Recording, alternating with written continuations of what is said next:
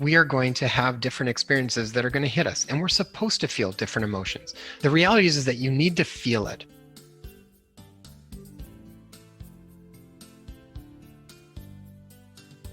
So there was an exercise that I used to practice, and I still do a lot of times. And the idea is to get into sensation and out of thinking about it and ruminating and lamenting on it. Because every time we ruminate and lament, we just keep the same process going. We stir up the same emotions, we create the same brain chemistry, and we keep ourselves stuck in a pattern. And if anybody's ever gone through a argument with somebody, if you find that you are ruminating on that argument and replaying it in your brain and saying it over and over again and lamenting on it, all you're doing is keeping yourself stuck in this lower vibrational field that is ultimately going to start to have troubles. So how do we get the juice out of it? How do we get the benefits out of staying within certain emotions, but not lingering so long that they start to become a problem? So the exercise that I like originally was the acronym for FEAR, F-E-A-R. And the F stood for feel it in your body. So you make the sensation you're experiencing, you make it very physical. So say I am feeling resentful at someone. Say I'm feeling angry at someone and resentful. So the first thing I'm going to do is I'm going to become very conscious of what does the feeling of anger and resentment feel like in my body.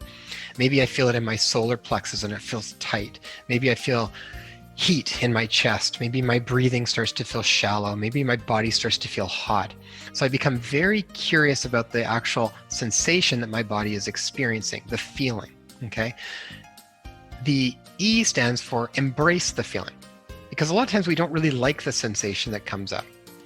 And so we push it away, or we ruminate on it. We do one of these two things. We either ignore it, we try to push it away because we don't want to deal with it, or we blow it up and make it a much bigger fire than it needs to be. And so the idea is that first, feel it in your body, and then embrace it. So when you start to feel it and you feel some of that discomfort of the sensation, because we don't really like it, it's, can I open my arms up and just let it in and be like, all right, resentment, anger, show me what you got. What do you feel like? Let me get to know you a little bit better. And so you embrace this feeling. And then the F-E-A, the A stands for allow the thoughts to dissolve. Because what usually happens is as soon as we get a strong feeling, we have got a certain storyline and dialogue that's completely attached to that feeling. And every time we get that feeling, the storyline starts up. And it's usually some sort of negative fantasy spiral that we tend to get in there. And so what we need to do is allow the thoughts to dissolve. If I start to come in with thinking, especially if say I got in an argument with somebody and then I'm trying to get in, but they're wrong, but I'm right, they're wrong, they need to know this, that kind of stuff, thanks for playing, but I'm putting you over here. All this is about is feeling. I'm not thinking. I'm just allowing myself to feel. And in the process of feeling and staying with sensation without stirring it back up with thoughts, you're allowing on a neurochemical level for those neuropeptides and these molecules of emotion to actually metabolize and start to dissolve. And in a book called Stroke of Genius, Jill Bolte Taylor talked about this, and she was a neuroscientist, and she said that for the most part, the neurochemistry of emotion lingers for about 90 seconds to 2 minutes. So when you get triggered by a feeling, if you can stay with the sensation and allow the emotion to just dissolve, it'll eventually dissolve and metabolize and break up. So when you're driving and you get caught off by somebody driving faster and pulls in front of you, when you get that road rage feeling, technically that should only linger for about 90 seconds to 2 minutes from a purely physiological standpoint. But when was the last time we really just stayed angry for about 90 seconds to 2 minutes? Most of the time we keep the cycle going because what we think. Our thoughts keep generating more of the same scenario. And worse is we actually create a habit in it.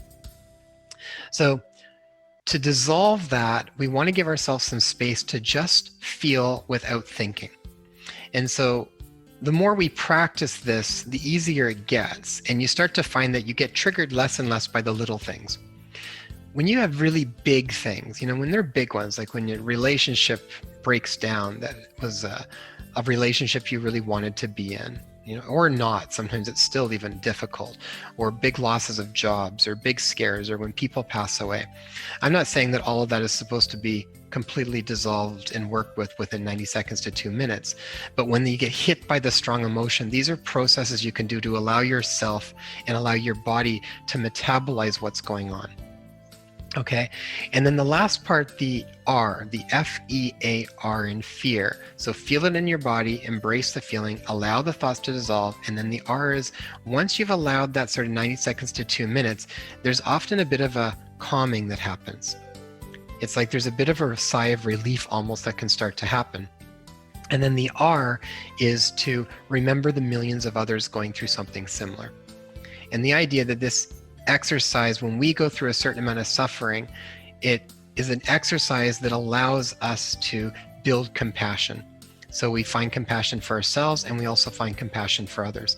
I mean, suffering has this way of either pushing us and separating us from others, or it can actually be a glue that pulls us all together and unites us. And the idea is that if we can use suffering when we go through them ourselves, this is a process that allows us to connect more deeply to other people, knowing that we're all in this world together and going through very similar situations. And as much as they might feel incredibly intense for us when we're going through them, they're not necessarily unique. Everybody goes through very similar situations.